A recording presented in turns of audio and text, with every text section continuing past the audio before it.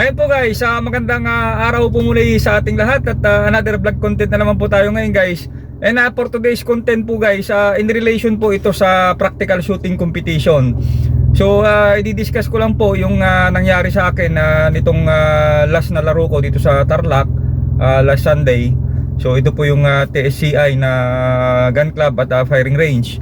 So may palaro po sila doon na level 1 sanction match. So i-share ko lang po ito po kasi para po ito sa mga baguhan, sa mga tyro or kaya sa mga middle class na naglalaro ng shooting competition. Ang tanong natin dito, pagka nag-fail ba tayo o hindi maganda yung isang nilaro natin sa isang stage, automatic ba matatalo na tayo sa shooting competition? Ganon kasi para hindi natin maisip o ma-turn down yung ating sarili na pagka masama yung putok natin sa isang stage ay mawawalan na tayo ng gana. Kumbaga yung focus natin hindi na ganun na ka-motivate yung ating focus dun sa ating shooting competition. Lalo na kung like for example yung nangyari po sa akin kasi dito sa stage 2 pa lang, pangalawang stage ko pa lang ay may nangyari na sa akin. Nagloko po yung aking barrel. Mamaya papakita po natin yung video kung paano po nangyari.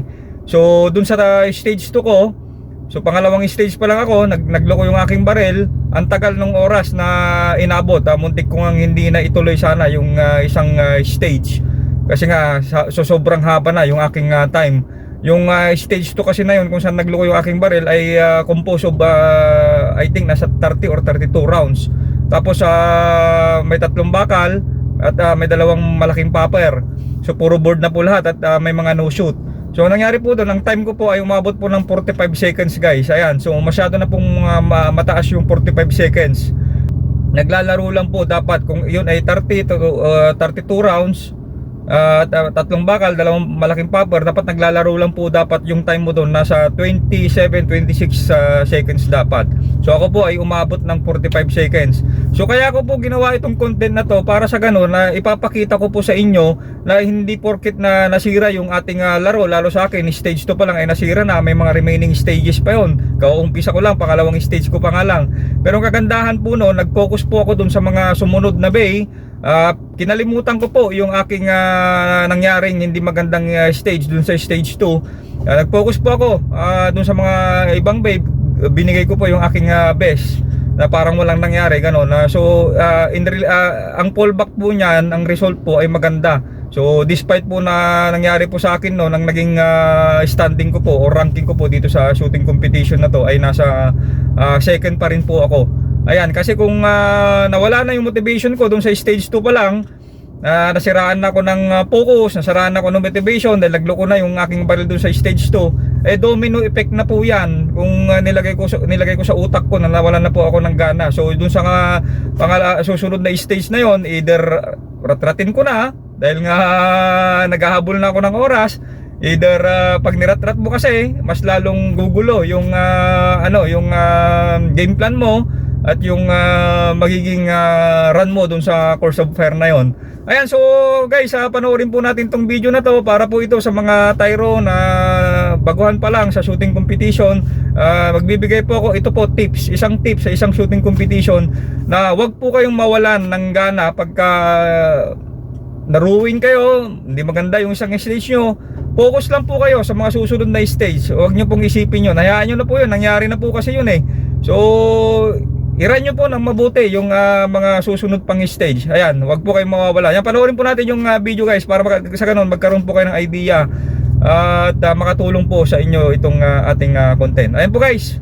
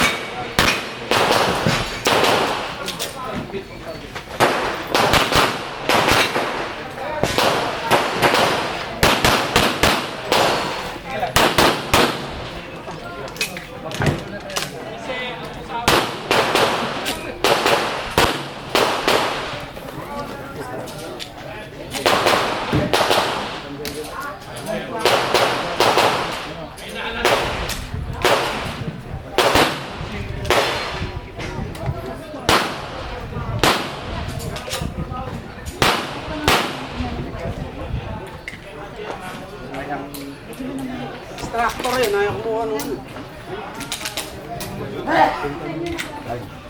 Range clear time 4504. Ma'am, yan po ako, mama. Are you ready? Stand by.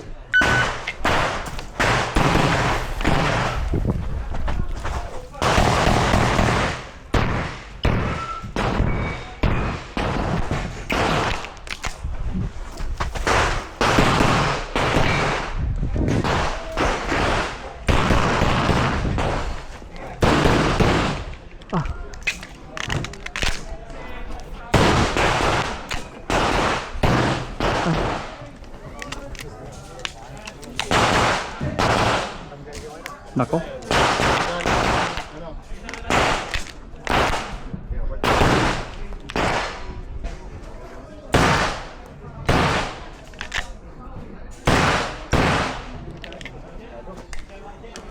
finished. Unload. So clear.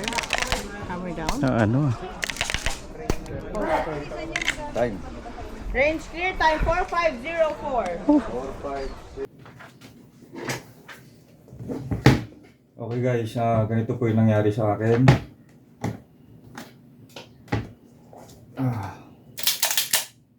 Ayan. Dito po kasi, pag binabaklas po natin to, meron tayong nilalagay na, ako may butas dito sa may bandang sa kanyang guide rod. Ayan, para mabaklas mo siya. So, ako ginagamitan ko ng stapler. Ito po yung ginagamit ko, stapler. So, nilalagay ko dito. Ayan yung butas. So, ini-insert ko itong stapler to sa butas. Ayan, pagka-insert ng stapler sa butas, saka ko ngayon siya babaklasin. Ayan o.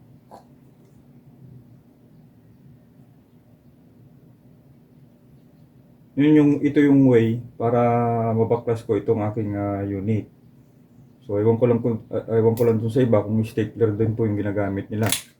Ayan. So ayan, ito po yung stapler naka-insert dito. Okay. So ang nangyari po sa akin, baklasin natin para makita natin.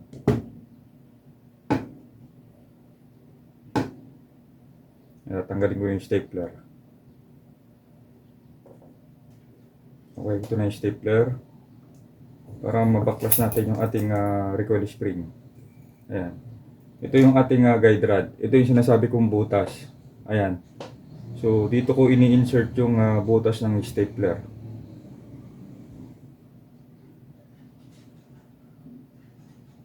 Ngayon, ang nangyari sa akin dito, so itong heads ng stapler naputol po dito, naiwan po dito. So ang nangyayari yung itong slide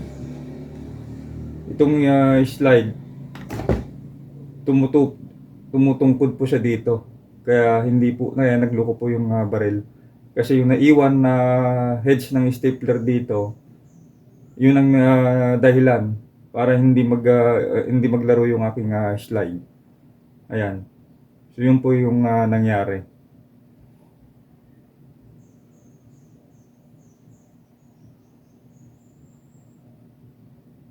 Ayan. So from now on, hindi na ako gamit ng stapler. Ayan. Kaya maghahanap na lang ako ng tools na pwedeng talagang pasadya, na pwedeng magamit ko dito pagka tuwing ako naglilinis or nagdi-disassemble ng barrel.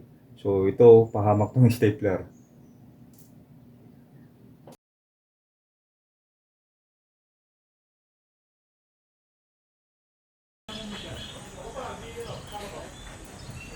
Are you ready? Hang on.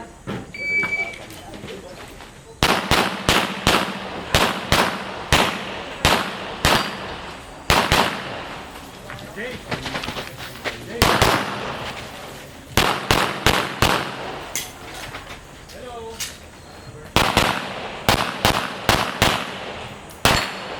you're the no choke lift. If clear, hammer down. Holster. 1973.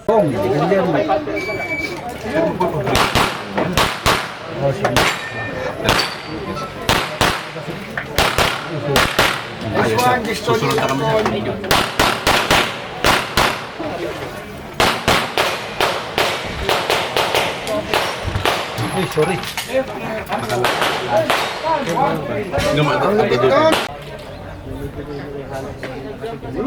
Pero may mga... Ganon!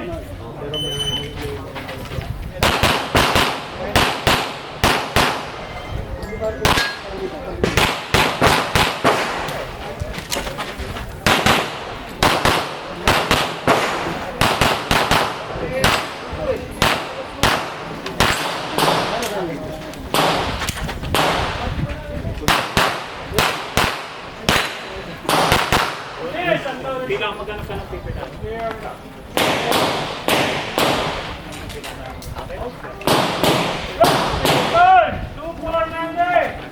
2498!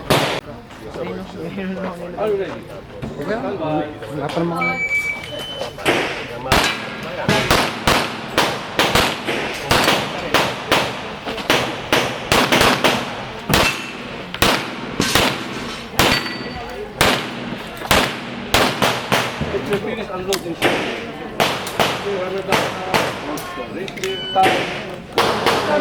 shit.